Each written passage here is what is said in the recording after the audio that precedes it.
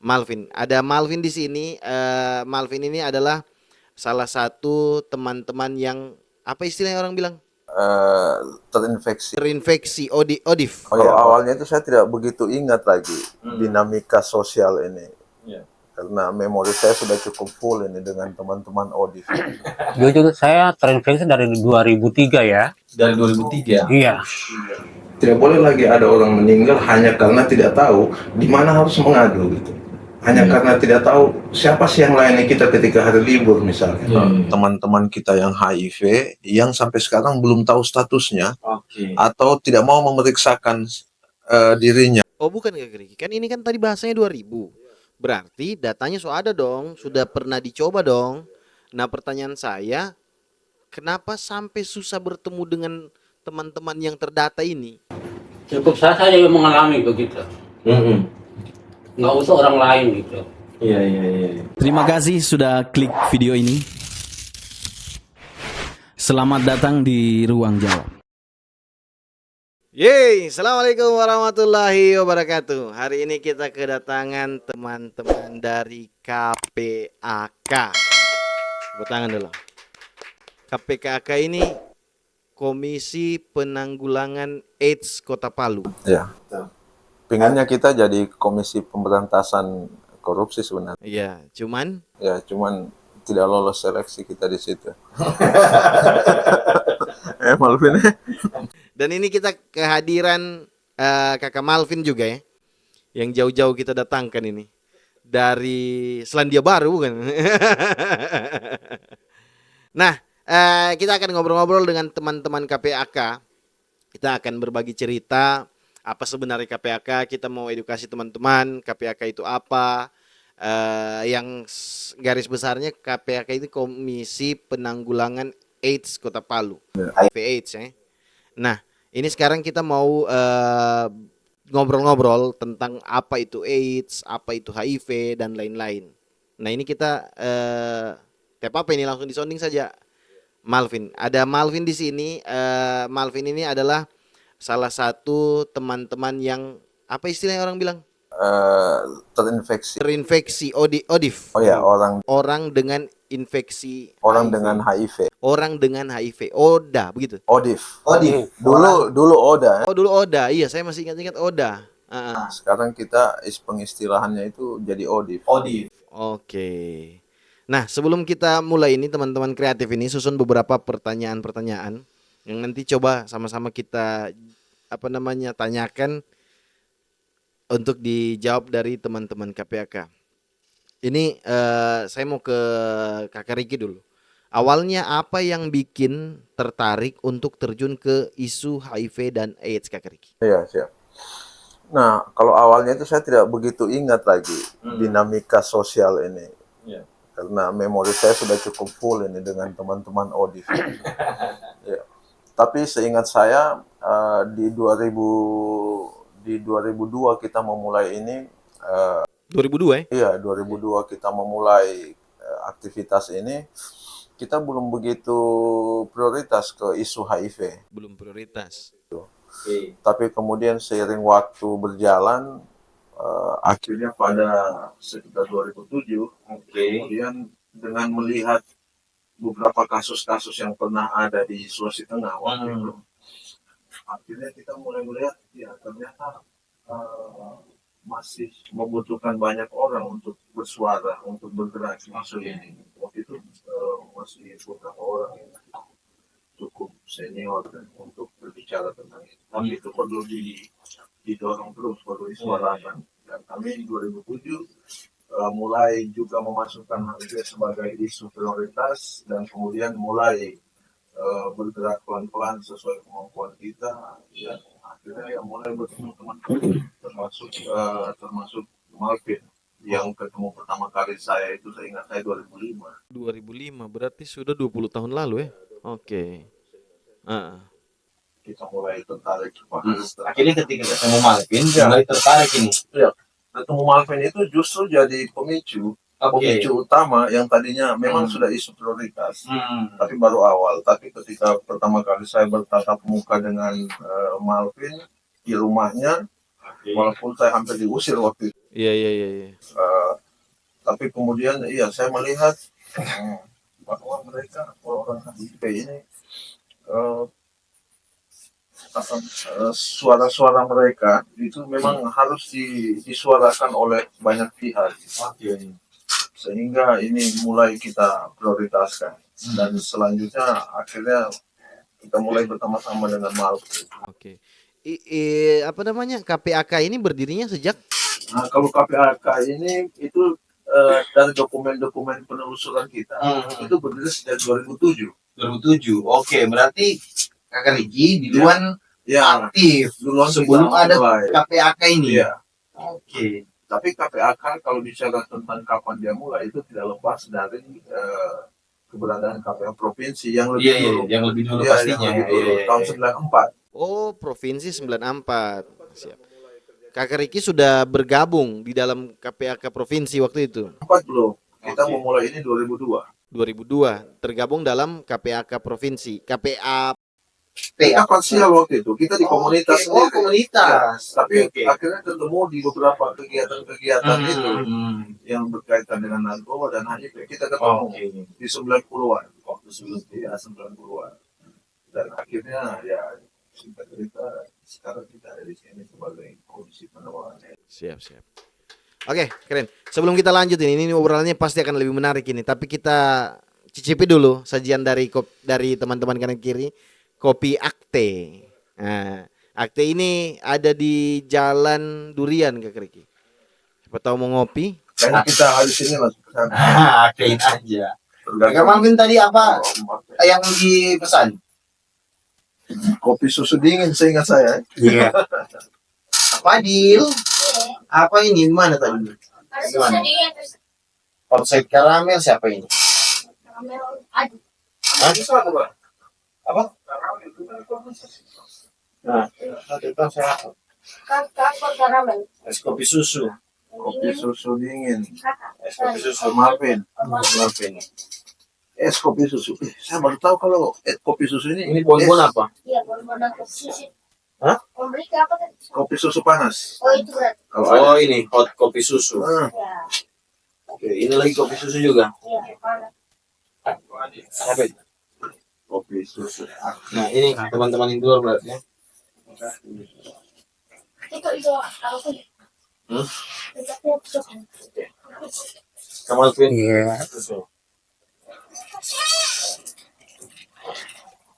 Oke, Kakak Malvin kalau datang ke Palu mau coba Akte di Jalan Durian. Nanti langsung kita boyong ke sana. Ya, langsung disamperin ke sana. Nah, kalau kita lanjut, saya mau ke Kakak Malvin lagi nih. Waktu pertama kali tahu status Malvin, apa yang paling bikin takut waktu itu? Jujur saya terinfeksi dari 2003 ya. Dari 2003. Iya. Lama ya? 22 tahun berarti ya? Kurang lebih ya? Oke. Jalan 23. Nah, ini sebenarnya sudah jadi. Sebelum lanjut ini Kakak Malvin, berarti sudah jadi stigma untuk teman-teman bahwasannya HIV ini tidak bicara waktu yang cepat. Nah, Kakak Malvin adalah orang yang bertahan 22 tahun ya. Itu sudah mematahkan beberapa argumen Ya, harusnya. para tenaga medis. Iya. Ada orang yang sehat-sehat mati sudah. So duluan pi. Itu fakta terjadi. Iya, Itu betul. kita alami. Dengan adanya Malvin berarti itu sudah mematahkan itu. Ya, stigma-stigma Stigma tadi. yang dulu menyebut bahwa hanya hidup sampai 7 sampai 10 Iya, ketika terinfeksi ya. ada Malvin. 23 tahun. Nah, Lanjut Kakak Malvin, bagaimana tadi? Ada yang waktu 2003 terinfeksi? Waktu itu saya terinfeksi, aduh, sangat terpukul sekali begitu. Aduh, nggak menerima dengan kenyataan ini gitu.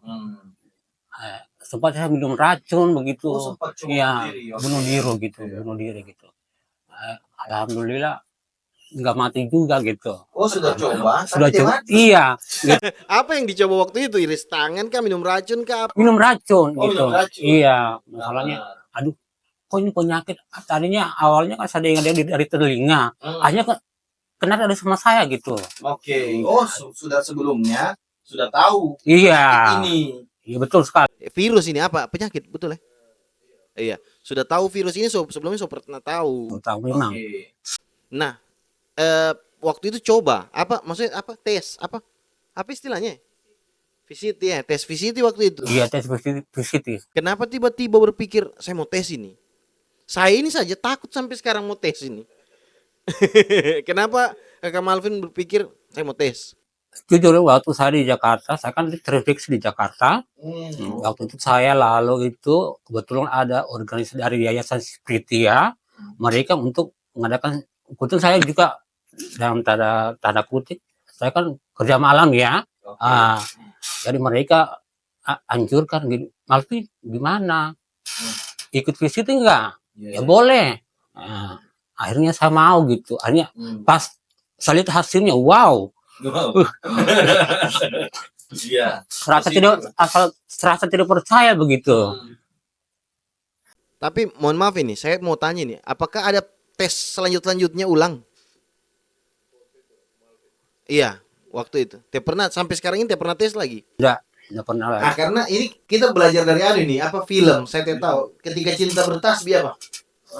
Nah, Ketika Cinta Bertasbih ini film Ketika Cinta Bertasbih yang saya tahunya, ini kita ngobrol sedikit ya.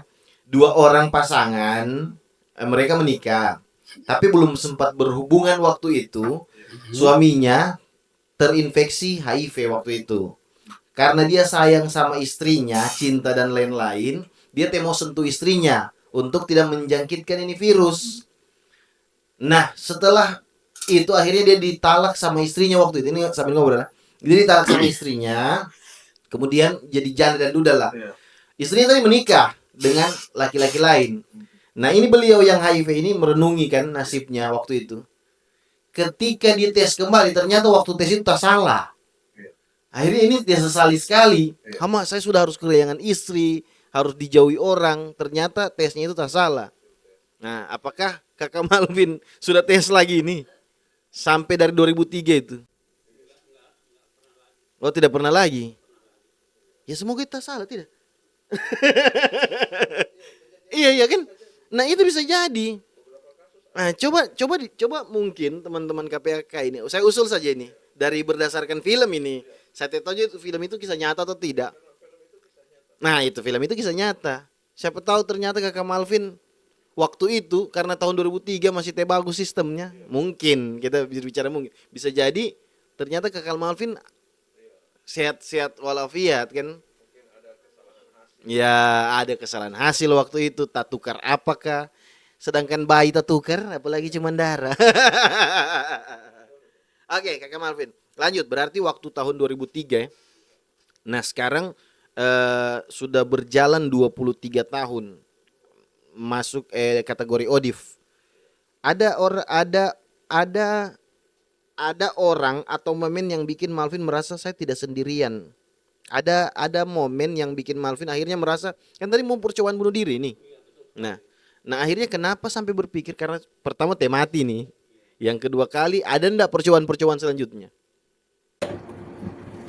Awalnya sih nggak ada sih. Setelah saya pikir-pikir, aduh ya Allah, gimana ya, aduh. Pernah ada percobaan Setelahnya itu minum racun itu mungkin ada coba lagi mau bunuh diri. Setelah kita meninggal nggak ada lagi gitu. Gak ada lagi percobaannya. Apa yang bikin akhirnya Kakak Malvin ini tidak berpikir untuk itu lagi? Saya betul waktu itu hidup orang tua dan tapi orang tua Masih ada orang tua waktu itu ya. Dan saya ingat pada orang tua itu masa sampai yang hidupkan orang tua aku begitu. Oke. Berarti Kakak Malvin ini bersaudara berapa orang? 6 orang ya? Iya. Nah, saat positif keluarga langsung tahu atau gimana waktu itu? Pas 2003 saya pulang dari Jakarta, mereka tahu, akhirnya gembor begitu. Saya sempat di Ya, gimana reaksi keluarga? Akhirnya pada kaget kan. Iya. Akhirnya dari pihak keluarga itu kaget gitu. Akhirnya bocor lah di kampung saya itu, bahwa saya Di kampung ini Iya. akhirnya orang iya. tahu saya positif HIV gitu. Oke. Diumumkan di masjid pada waktu itu. Astaga. Langsung diumumin di masjid ya? Iya. Masyarakat itu nggak menerima gitu. Iya iya iya. Sempat mau diungsikan di gunung gitu. Kakak Malvin waktu itu Iya. ya. Oke. Hanya keluarga support saya, jangan biarpun gimana dia keluarga saya gitu.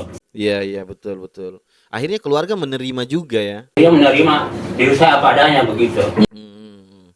Nah, kan kita orang ini dulu, apalagi dulu kan, kita ini awam ketika mendengar virus ini. Wih, jangan mendekatin orang begini. Tuh, sampai bayangkan diumumkan di masjid ini kakak Malvin terinfeksi HIV dan lain-lain, sampai mau diungsikan. Nah, bagaimana keluarga menyikapi ini kakak Malvin ini waktu itu?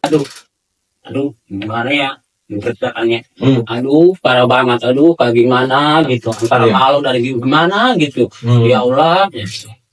Ini mungkin pengaruh kakak juga, keluarga juga, support saya bertahan gitu, jangan sampai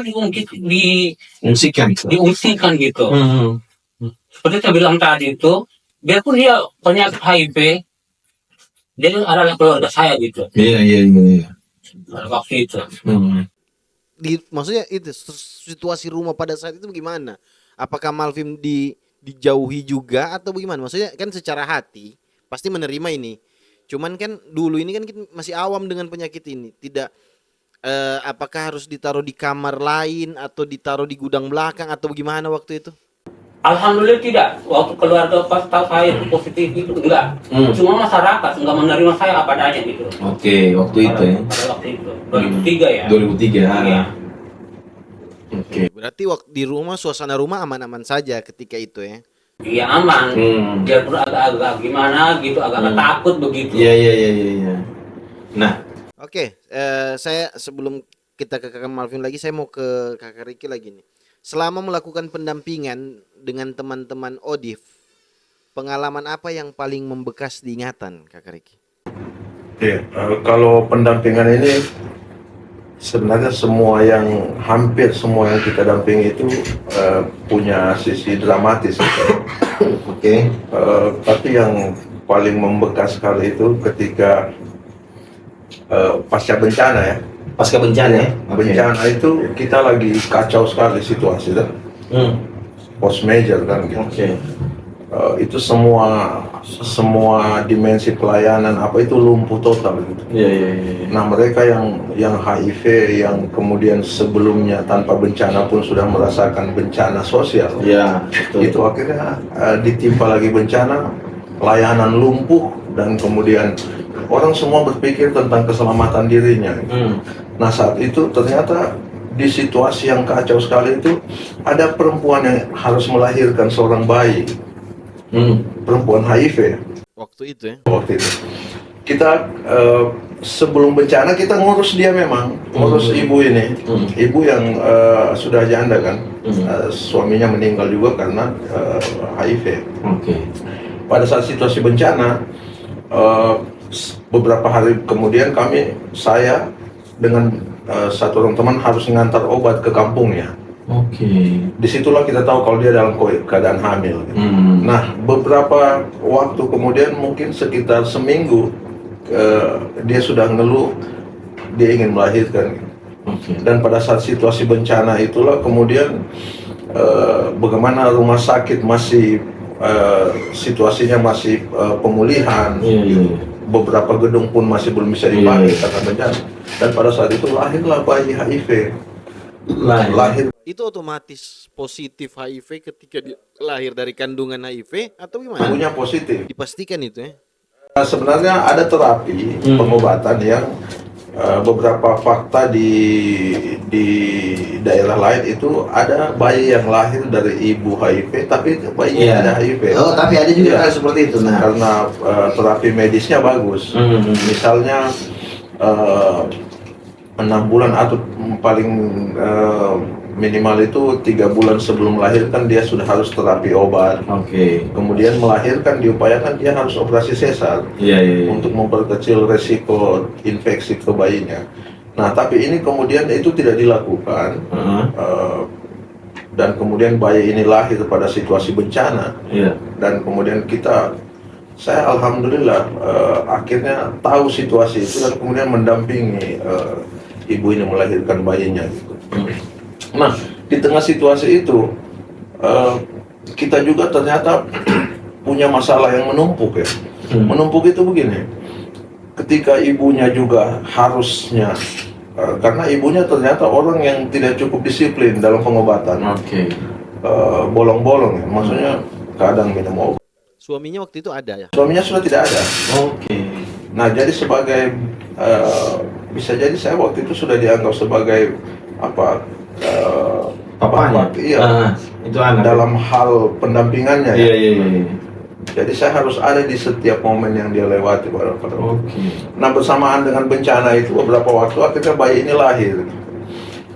Ketika bayi ini lahir, kemudian kita mencari rumah sakit yang terdekat, dan waktu itu kan sebenarnya yang paling siap adalah rumah sakit di Palu ya. Iya.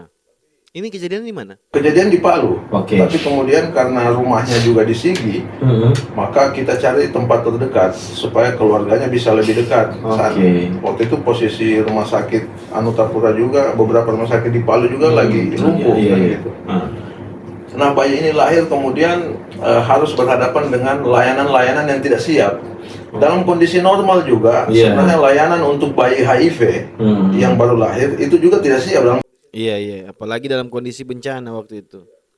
Maka kemudian kita berupaya supaya bayi ini walaupun misalnya kondisi layanan tidak siap, tapi kita harus memastikan bahwa bayi ini harus betul-betul bisa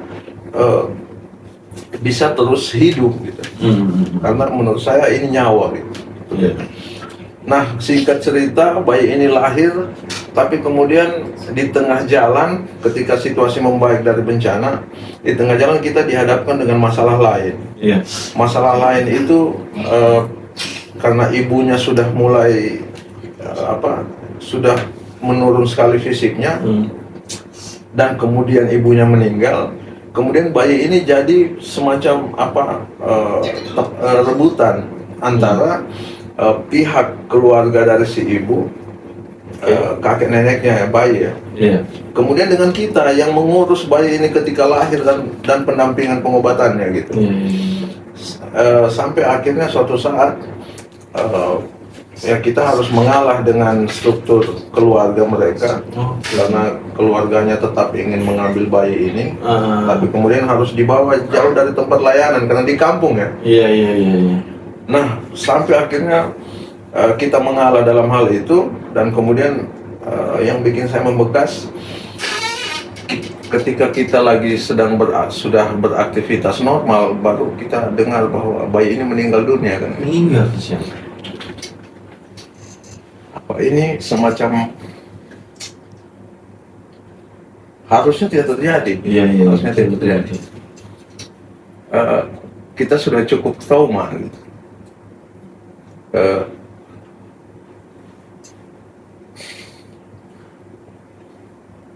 Kehilangan mama. Mamanya akhirnya waktu melahirkan. Tidak, sudah melahirkan, kemudian beberapa waktu ibunya meninggal. Kita sudah cukup trauma di situ. Maksudnya harusnya mereka ini selamat. Harusnya selamat. Tapi kita tidak mampu melakukan. Dan berita berikutnya anak seperti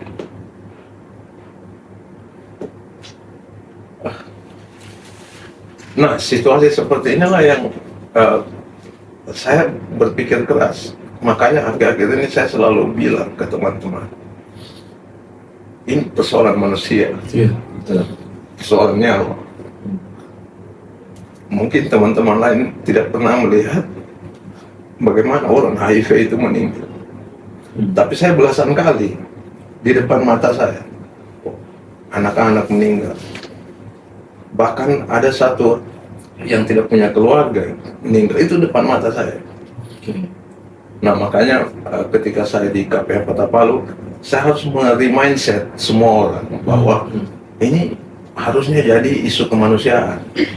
Sehingga ketika dia jadi isu kemanusiaan, maka satu nyawa pun yang sedang membutuhkan kita, itu betul-betul kita harus siap, negara harus hadir di situ.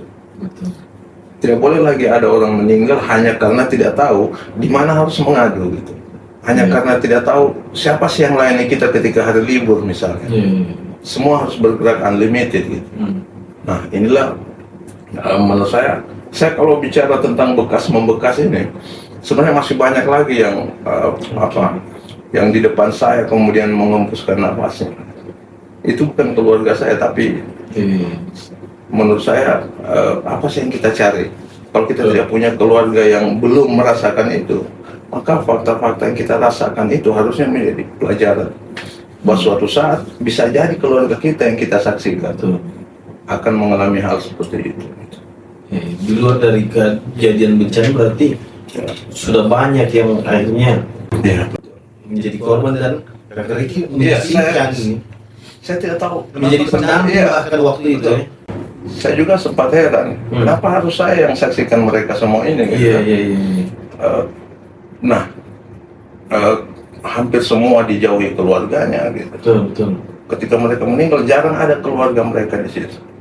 Saya yang ada di situ gitu. Padahal lebih berbahaya COVID. Iya, nah sebenarnya ini kan hal yang sulit menular. Iya. Kalau kita tahu bagaimana itu menular gitu, hal yang sulit sebenarnya. Iya. Tapi kemudian ya itu memang hukum kehidupan itu begitu. Kapan kita tidak paham dan kita menjauh dari sesuatu, maka suatu saat itu akan mendekati kita gitu. Iya. Sehingga saya pernah berpikir juga kata Akbar, saya ini beruntung bisa kenal banyak teman-teman, apalagi Malvin gitu yang berjuang. Saya beruntung bisa kenal mereka semua ini yang HIV. Kenapa? Karena ketika mereka dekat dengan saya, maka saya tidak akan was-was lagi HIV ini yang kita tidak tahu di mana nantinya terus mendekat dengan saya, dan saya tidak pernah tahu HIV itu akan menginfeksi saya gitu. Karena saya sudah lihat semua teman-teman begini model kehidupannya, begini cara mereka melalui seperti itu. Dan memang ini teman-teman yang ODIF ini tadi memang tidak boleh dijauhi karena memang mereka sangat butuh kita ini, pendampingan dari kita semua ini. Dan seperti saya bilang tadi, hukum kehidupan ini, ketika kalian menjauh dari mereka, maka dari sisi lain itu bisa jadi akan mendekat ke dalam rumahmu, ke tempat keluargamu gitu. Beberapa fakta kita temukan, orang yang biasa mencibir kita, jenuh dengan apa yang kita sampaikan, suatu saat mereka akhirnya kontak saya dan kemudian minta maaf dan menyatakan saya butuh bantuan karena ada saudara saya yang HIV. Dan itu sudah beberapa kali terjadi ya. Ya itulah sebenarnya tadi hukum kehidupan ini. Kalau kita makin menjauh dan kemudian menzolimi dan menghukum mereka, maka itu akan datang kepada kalian. Seperti itu yang saya lihat faktanya. Berarti memang Itu Kakak Riki hadir di sini memang ini kemanusiaan. Ini bukan popularitas dan lain-lain. Ini bukan organisasi atau pendampingan negara dan lain. Memang betul-betul ini kemanusiaan.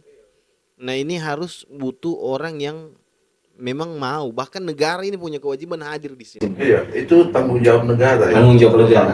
Makanya kalau sudah bicara isu kemanusiaan, misalnya kita di Palu yang berbatasan langsung dengan Sigi, Donggala, Parimo, kita kan banyak menangani pendampingan waktu itu kasus-kasus teman di Sigi, Parigi, dan itu kita harus melampaui batas-batas administratif itu. Kita tidak perlu, itu di Anutapura layanan terbaik HIV ya untuk Sulawesi Tengah, itu di Anutapura. Saya bisa katakan itu karena saya dulu alami itu semua yang kita dampingi. Itu kebanyakan juga orang-orang yang dari luar Palu gitu. Tapi kita harus terima itu. Tidak harus melihat tempat ini. Betul, secara administratif. Harusnya kita tolak kan. Tapi itu tidak. Kita terima semua di sana. Karena ini kemanusiaan. Iya, karena urusan kemanusiaan ini melewati batas-batas administratif gitu. Batas-batas suku, agama gitu, seperti itu. Nah ini untuk teman-teman yang nonton video ini sangat sangat memotivasi kita semua. Kalau saya ini mungkin di luar dari ini Kak Riki.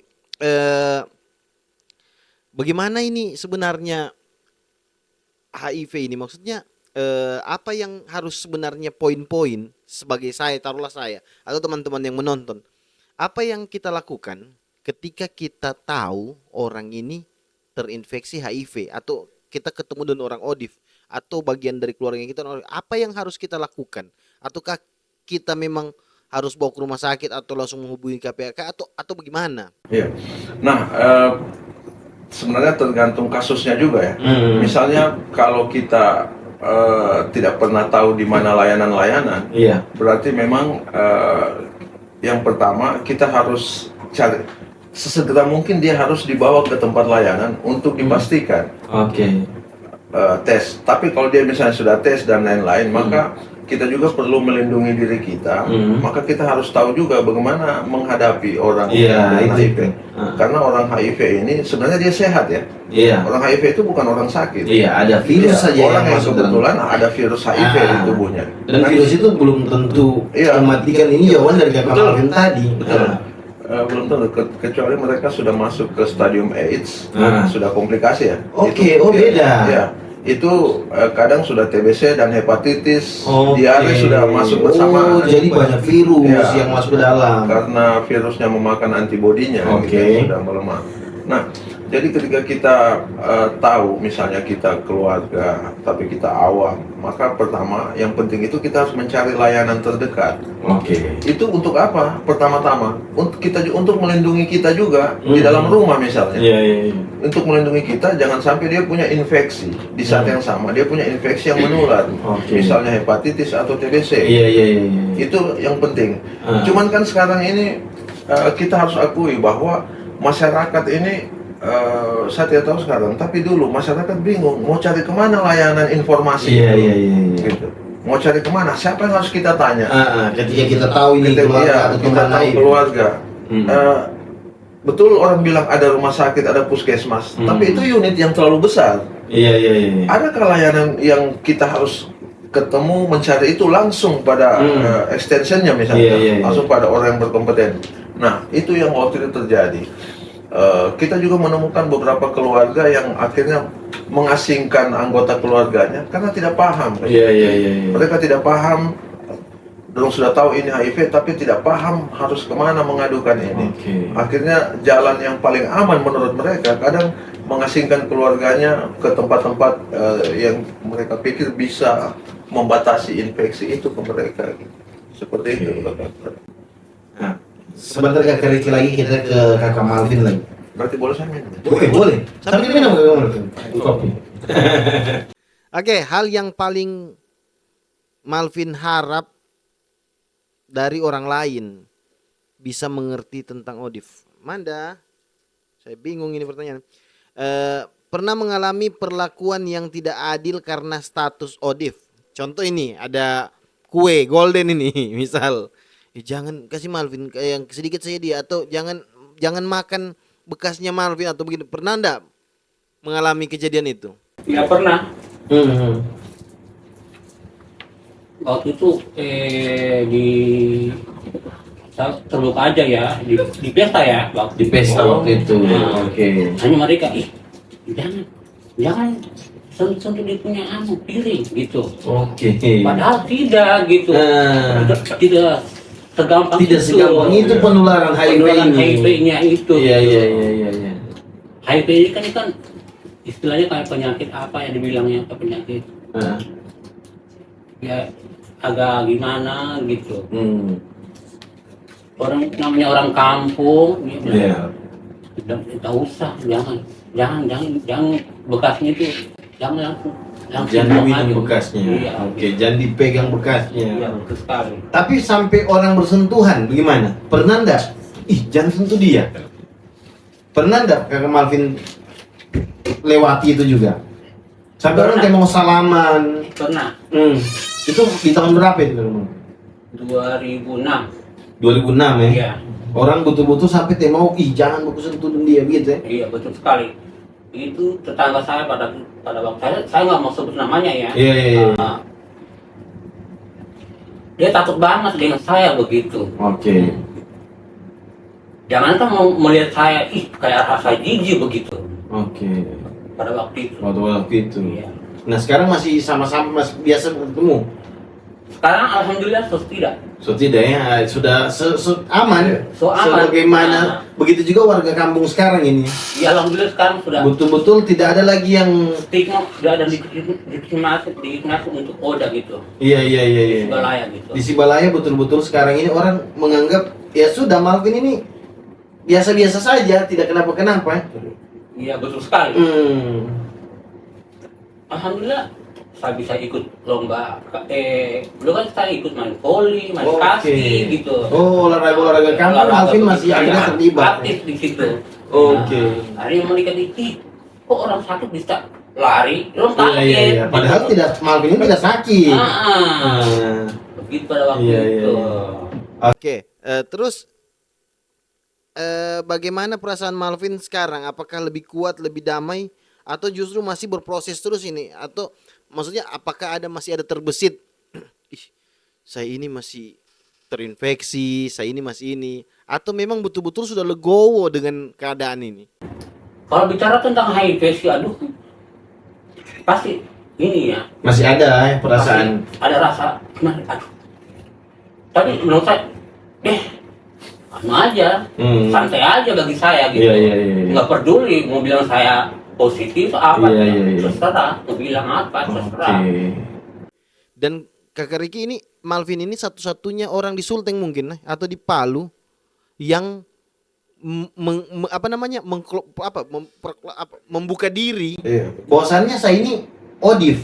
Iya. Satu-satunya. Iya, dia Satu-satunya orang yang Sulawesi Tengah. di Sulawesi Tengah yang mau menyatakan kalau dia cukup berani mendeklarasikan dirinya. Iya, mendeklarasikan dirinya. Bahwa saya orang HIV. Iya, di kalangan artis yang mendeklarasikan dirinya.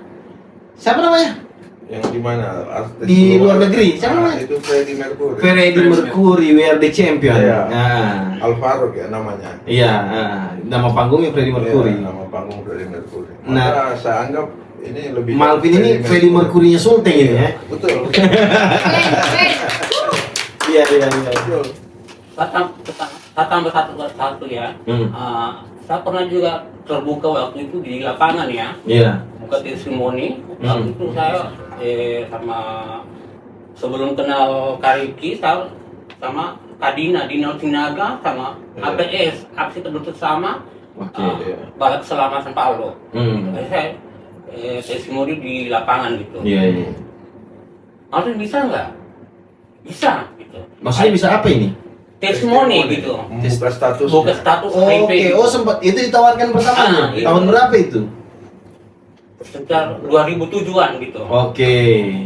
Akhirnya pas saya buka status, aduh, mau nggak sih? Dengan gimana ya? Ada rasa takut juga ya gitu.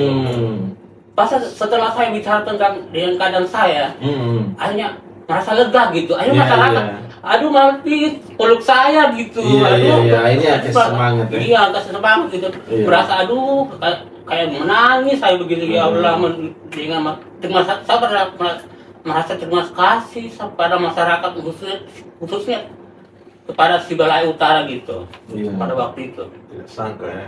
tidak sangka gitu. Ternyata semua masyarakat di kampung itu support. Iya, alhamdulillah gitu. Oke. Nah memang, nah itu Freddie Mercury-nya Sulteng ini. Kita sekarang duduk dengan Freddie Mercury-nya Sulteng ini. Ya, yang bukan maksudnya bukan mau pamer, maksudnya bahwasannya saya ini orang yang terinfeksi. Jangan sampai, artinya pernah ndak titip pesan sama teman-teman yang belum kita ketahui dia punya status, pernah ndak menginformasikan jangan sampai berbuat seperti ini, jangan sampai. Oke, minta maaf ini kalau misalnya tidak dijawab apa. Tahu ndak penyebab utama waktu itu sampai kena virus itu, tahu ndak penyebabnya, penyaluran virus itu? Memang saya dulu waktu itu kan saya ada tasawuf juga di sini kan, saya kena di situ, saya juga kena di saya kerja penyakit Kerja di kapal lah. kerja di kapal gitu, pernah berhubungan dengan orang luar gitu. Mungkin dari situ juga atau dari tato saya nggak tahu gitu. Iya. Nanti tahunya ada artinya waktu itu nakal-nakalan lah ya. Semua dicoba ya waktu itu. Dengan syarat-syarat syarat-syarat berpindahnya penyakit itu Malvin lakukan semua. Salah satunya tato, drugs juga waktu itu, drugs suntik. Oh, saya nggak pernah pakai Oke, drugs. hanya berhubungan. Berhubungan, Oke, waktu itu ya. nggak pakai kondom. Ya. Astagfirullahaladzim. Ya betul. Betul. Ah. Nah, ini stigma ini. Mohon maaf kalau saya mohon maaf terus ini. Kalau saya salah tanya atau bagaimana. Ya, Pak.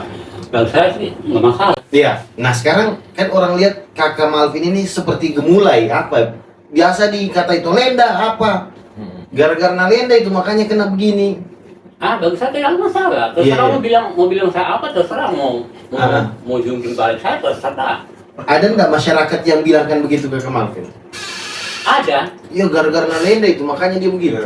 Ada nggak stigma seperti itu yang terbangun masyarakat? Ada. Oke. Ada juga di kampungku itu. Oke, waktu dulu ya. Waktu Kalau dulu. sekarang betul-betul aman. Iya. Pada Waktu dulu ini. Betul. Ah. Setelah itu sudah. Oke. Setelah itu akhirnya semua sudah berjalan. Nah, bagaimana kalau Kakak Malvin melihat teman-teman KPAK ini mendampingi Kakak Malvin ini sejauh ini? Kakak Ricky sudah hampir 20 tahun ini. Kalau KPAK berarti per 2007.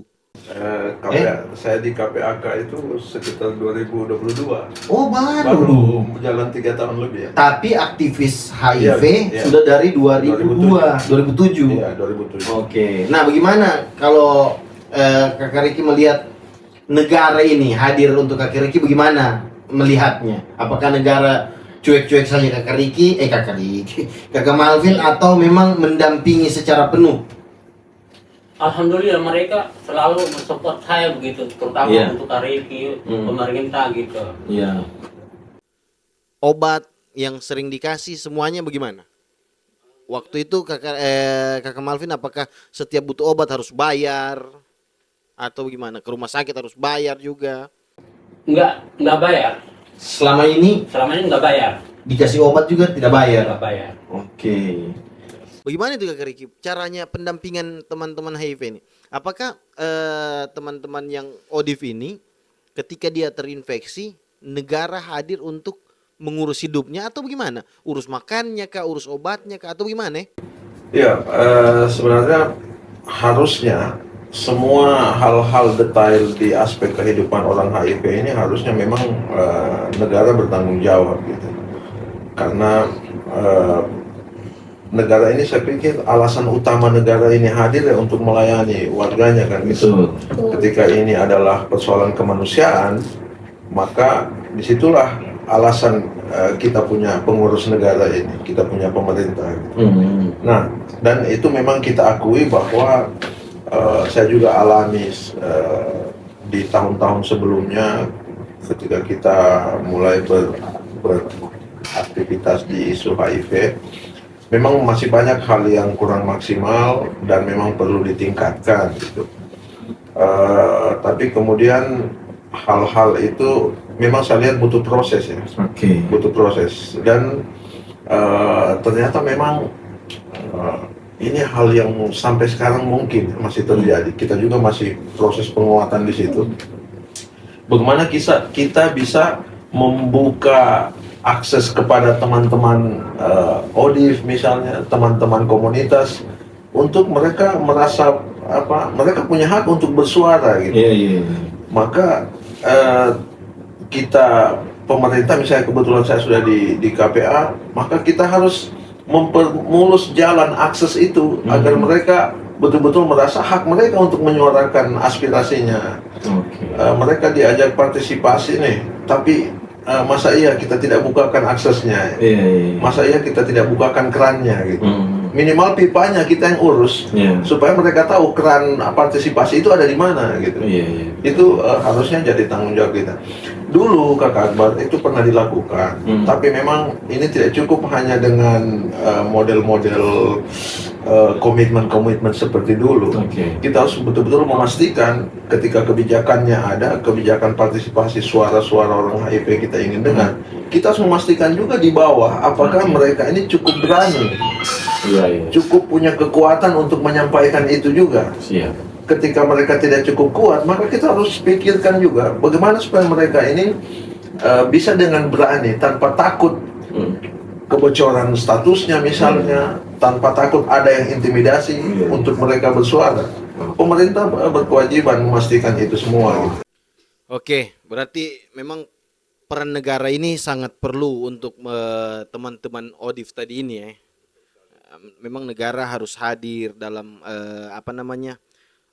dalam penanganan ini, pendampingan ini. Nah, Kakak Malvin ada ndak waktu pertama berani speak up,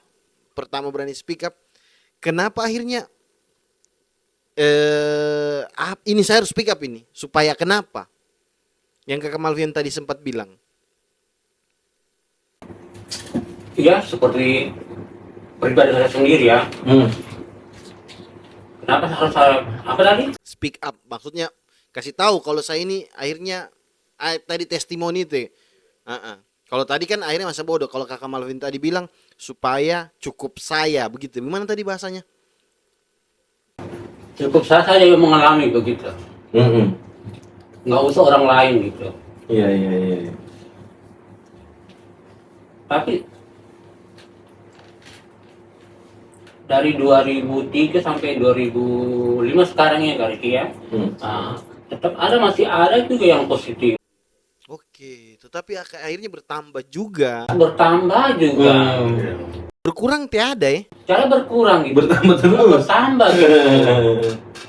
Ya Allah, kapan ya berakhirnya gitu. Kita tahu kan fenomena gunung es kan. Iya.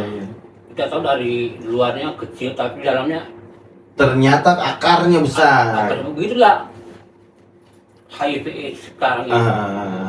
Saya kemarin sempat kerjasama beberapa titik dengan teman KPAK. Saya pernah sempat baca tornya itu. Orang yang terinfeksi HIV di Sulteng itu kurang lebih hampir 2.000 orang. Dan itu kalau dari Kakak Riki, sudah berapa orang yang Kakak Riki ketemukan? Dari sekian ribu yang terdata itu, kita malah belum sampai 50%. Bahkan belum sampai 50%. Berarti mungkin ada 100 orang yang sudah Kakak Riki ketemukan ini. Sepanjang beraktivitas di penanggulangan HIV, Belum sampai. Kesulitannya apa sampai belum ketemu dengan orang ini? ada dua sebenarnya kesulitan utama menurut saya. Nah, pertama itu tentang teman-teman kita yang HIV yang sampai sekarang belum tahu statusnya atau tidak mau memeriksakan dirinya. Oh bukan Kakak Riki, kan ini kan tadi bahasanya 2.000. Berarti datanya sudah ada dong, sudah pernah dicoba dong. Nah pertanyaan saya, kenapa sampai susah bertemu dengan teman-teman yang terdata ini? Mereka biasanya tidak mau menerima kalau Tidak mau menerima. Oh, seperti Kakak Riki bilang tadi, waktu ke rumahnya Malvin hampir diusir sama keluarga. itu salah satu faktor. Yang kedua itu ada ketakutan mereka untuk membuka statusnya dengan orang lain gitu, yang tidak mereka percayai kan gitu, sehingga memilih untuk menutup dirinya gitu. Karena masih banyak mungkin mereka mendengar atau melihat langsung orang di sekitarnya yang HIV yang kemudian didiskriminasi, ditolak di layanan, bahkan beberapa kan ada yang dipecat dari pekerjaannya, yang di Kota Palu, itu sampai kondisi ini kan sebenarnya stigma atau yang mengarah ke diskriminasi ini sebenarnya tembok besar penghalang gitu, tembok penghalang terbesar bagi kita untuk membuat banyak orang memberanikan diri ke tempat layanan, memeriksakan statusnya, kemudian mengobati dirinya gitu. Itu hambatan terbesarnya ada di diskriminasi itu tadi. Maka kita semua teman-teman ini kita coba membuat bagaimana semua orang walaupun dia tidak HIV, tapi kemudian mereka lihat lingkungannya itu cukup humanis, cukup terbuka menerima siapapun apa adanya, maka orang akan berani membuka statusnya gitu. Itu penghalang utama sehingga kita masih sulit menemukan teman-teman seperti Malvin ini. Iya, seperti itu. Nah, ini bagian terakhir untuk Kakak Malvin dan Om Ricky. Titip pesan positif satu kalimat ke orang lain tentang HIV atau AIDS. Apa yang paling penting buat mereka? Dari Kakak Malvin dulu. Harapan saya jauhi perilaku berisiko. Jauhi perilaku. Salah satunya penularan ini saya coba ini koreksi kalau salah. Penularannya itu melalui darah. Iya, Oke, berarti tidak boleh bertukar jarum suntik. betul. Yang pertama ya. Betul. Kemudian berhubungan badan. Iya. Oke. Terus apa lagi yang menyebabkan orang bisa menularkan HIV ini? Kalau dari Kakak Ricky, tadi bertukar jarum suntik melalui darah, kemudian berhubungan badan. Itu juga kalau karena dia ada di di air susu ibu yang Oke, yang positif. ya yang positif. Oke, penularannya juga bisa dari air susu Iya, ibu yang bisa. positif Iya. HIV juga. Pada bayinya ya. Akhirnya menularkan pada bayinya. Iya. Oke. Maka itu juga makanya perempuan-perempuan ini betul-betul kita dorong untuk banyak menambah wawasan mereka terhadap terhadap penularan HIV agar supaya ini kan hal yang sulit sebenarnya menular gitu. Tapi kalau Harusnya sulit. iya, Tidak segampang Iya. dipikirkan orang. tapi ketika banyak orang yang tidak mau tahu dengan bagaimana ini menular, Akhirnya jadi iya, nauzubillah min dzalik, Betul. akhirnya kena. hal yang sulit tadi akhirnya Iya, jadi mudah. kaki. Iya, jadi mudah. Bayangkan saja kalau seharian kita sampai 4-5 jam membuka handphone Iya. hanya untuk melihat hal-hal, tapi tidak satupun kita melihat bagaimana melindungi diri kita kalau kita HIV atau bagaimana melindungi diri kita kalau keluarga kita HIV gitu. Padahal itu kita dorong untuk selalu minimal kita individu ini punya informasi yang cukup gitu untuk menangkal itu semua. Seperti itu. Kalau dari Kakak Malvin tadi berarti tipsnya hindari perilaku yang bisa menularkan. Kalau dari Kakak Ricky?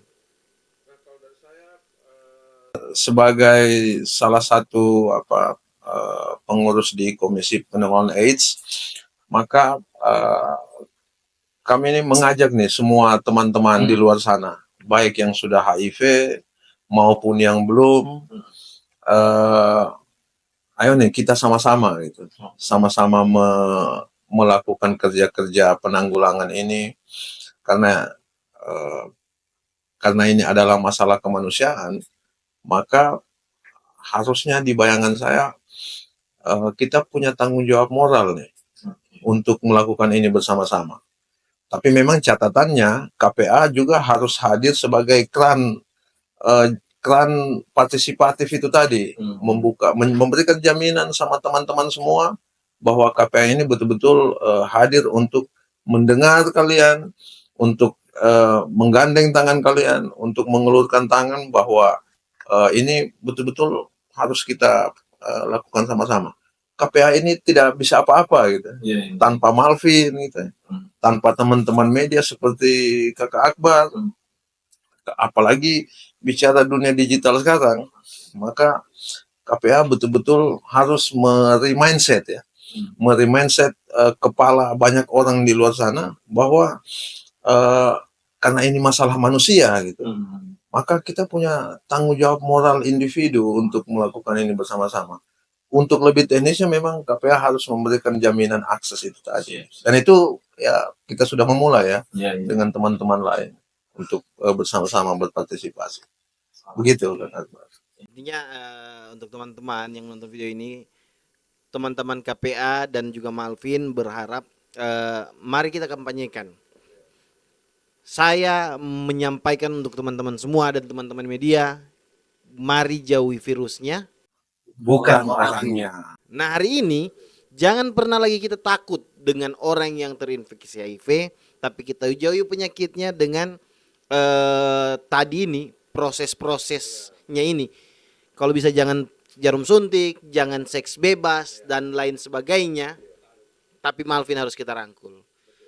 Nah, ini pertanyaan yang lumayan berat ini mungkin Kak Riki, terakhir dari saya. Apa yang terjadi ketika orang HIV kita tidak peduli, kita tidak dampingi, bahkan kita cemooh? Apa yang terjadi kira-kira? Oke, saya angkat salah satu fakta ya. Ketika salah satu seleb Afrika, seleb Afrika yang kemudian mengetahui Dia positif. dia terinfeksi dari pacarnya, dan akibat infeksi itu kemudian dia mengalami diskriminasi, dijauhi oleh lingkungannya. Suatu saat kemudian dia sampaikan di media bahwa dia berjanji akan menginfeksi 15.000 laki-laki sebelum dia meninggal dunia gitu. Nah, ini akibat perlakuan diskriminasi dan kemudian perlakuan dari pacarnya yang pertama yang menginfeksi dia gitu. Nah, maka saya bisa bayangkan kalau tadi data 2.000 atau 4.000-an orang HIV kemudian mengalami diskriminasi dan kemudian punya komitmen yang sama seperti tadi ingin menginfeksi banyak orang sebelum meninggal dunia, maka kita juga akan mengalami ada satu ledakan kasus di Afrika juga. Semua penduduk itu mulai dari bayi sampai orang tua itu habis karena wabah HIV yang terjadi di sana gitu. Ini bencana kemanusiaan kan gitu. Bencana yang lebih parah daripada bom Hiroshima, bom nuklir gitu. Nah, ini bisa akan terjadi kalau kita masih mendiskriminasi orang HIV. Padahal faktanya makin kita mendekat ke mereka, berarti makin banyak orang HIV yang kita tahu, yang kita juga bisa melindungi kita dari orang-orang HIV lainnya gitu. Makanya saya merasa beruntung ketika mulai banyak nih saya kenal teman-teman HIV di luar sana, otomatis makin banyak yang kenal dengan kita, bergabung dengan kita, berarti makin sedikit di luar sana orang HIV yang akan menularkan HIV kepada orang lain. Seperti prinsip Malvin tadi, cukup HIV di dirinya saja, jangan sampai ke orang lain. Kira-kira seperti itu, Kakak Akbar. Nah, perlu saya ulangi lagi nih. Jangan sampai teman-teman ODIF ini jadi bom waktu untuk teman-teman yang masih sehat, yang tidak terinfeksi. Betul. Nah, hari ini kita merangkul semua teman-teman ODIF untuk kita dampingi, kita support supaya dia masih bertahan dengan virusnya tadi. Nah, untuk teman-teman media juga harapannya mari kita kampanyekan sama-sama ini tentang pentingnya ODIF ini. Bahwasannya kita ulangi lagi, kita jauhi virusnya, bukan orangnya. Betul. Sekali lagi terima kasih nih teman-teman KPAK. Terima kasih Kakak Malvin sudah meluangkan waktu untuk diskusi tentang pentingnya ini misi kemanusiaan ini. Nah, harapannya semua yang nonton ini bisa menjadi pemantik untuk tidak menjauhi orang-orang, apalagi mendiskriminasi orang-orang yang ada virus tadi ini, HIV tadi ini. Terima kasih juga teman-teman sudah menonton video ini sampai dengan selesai. Kunjungi channel YouTube, channel Instagram dari KPAK untuk mengetahui informasi lebih lanjut. Terima kasih. Assalamualaikum warahmatullahi wabarakatuh.